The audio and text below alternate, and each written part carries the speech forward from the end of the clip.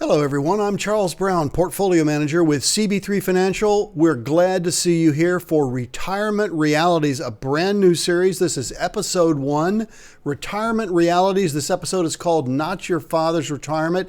Coincidentally, that's because we're actually using the book Not Your Father's Retirement by myself and Dr. David Gursky to guide us through this process of creating the retirement that you and your loved ones desire. It's different for our generation. It's very different. We've lived through a pandemic. We've lived through being the largest population in America as baby boomers. This is not your father's retirement. Okay, so if you guys are not familiar with us, just want to take a moment to familiarize yourself with our YouTube page. All of our videos are available here. CB3 Live, the Monday Market Mashup, 1 Minute Market Wisdom, CB3 Wealth, a variety of educational programs to get you guys on the right track with your finances. This particular series, brand new series, is entitled Retirement Realities because I think based on my conversations with people in the 30 plus years I've been doing this, people don't have a real good reality on what it takes to prepare for retirement. So with that in mind, that's what this podcast series is going to do. We're going to create a number of episodes here, and you guys can watch them all at once or one at a time, however you want to do it.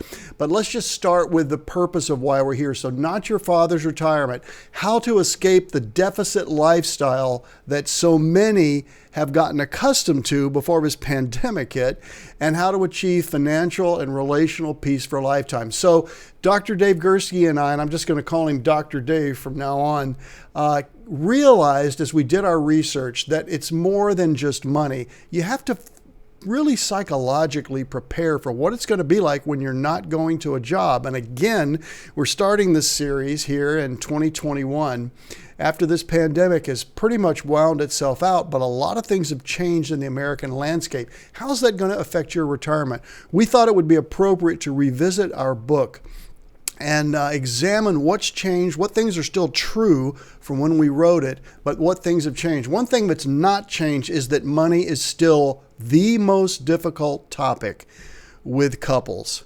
It's just one of those issues where one person wants to spend money here, the other wants to spend it there, the other one thinks we need to save more, the other one thinks everything's just going to work out. And money is tied into many things. So our identity, what are you doing for a living? Our security, how much money do you have to protect yourself in case there's a downturn? Your relationship. Do we have enough money together as a couple to provide security when the first spouse passes away? What's the purpose of our life? If we've not made enough money, does it affect our self-worth? And of course, success. So there are all these aspects to how money affects how we think about who we are. I'm not sure all of them are healthy. We're going to identify and dig into some of these over the series, okay? So the book is actually something that we wrote to help people with case studies. So there are going to be case studies in the book, and I'm going to talk about these case studies through these various episodes. So will there be actual how to make money issues covered? Yes, absolutely. We're going to do that. But so much more than that, it's going to be starting today. What can you do to better prepare to take you through the entire retirement that you would like to have? So our target audience, basically married couples, single people, anyone in their 50s or so where they're considering retiring. Not that you shouldn't watch this if you're 30 something, but mostly people that maybe have had their realities changed a little bit, hence the name Retirement Realities, because of this pandemic. Okay. So I think it's going to be a good tool for you, and it's not necessarily going to be something that you'll refer to all the time. But if you ponder these topics that we cover and then look in your own life and see, well, are we doing some of these? Are we doing all of these? We're not doing any of these. Maybe we should do that. So you're going to find, as I say, 12 chapters from our book. And we've got a couple intro chapters here before we get to that. We're analyzing 4 couples. We interviewed several dozen. And we took 4 couples and 1 divorced lady, which was a really interesting chapter, and talked about the challenges that they met, some of them better than others. And so what we found was, again, pre and post-retirement decisions were different for different couples. What we're going to do is analyze this data and give you guys what we learn and what we think is the best way to prepare, okay, at whatever point, even if you're already retired. Okay, so valuable lessons from these case studies, hundreds of pages of research from our book that we're going to condense into this webcast.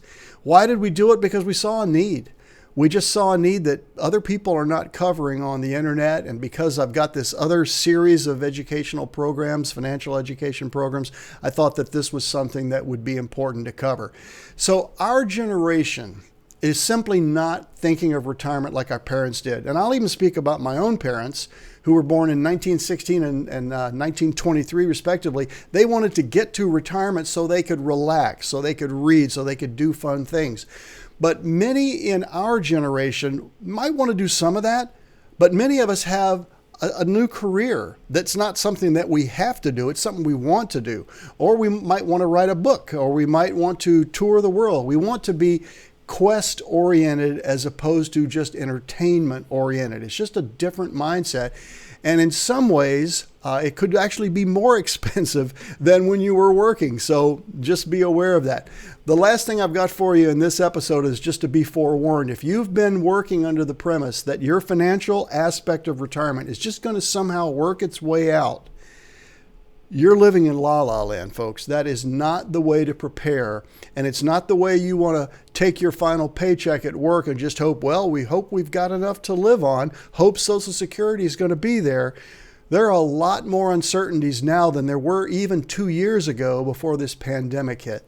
And I do hope that you'll consider that and weigh it significantly as you watch these episodes. That's it for episode 1. We will see you next time.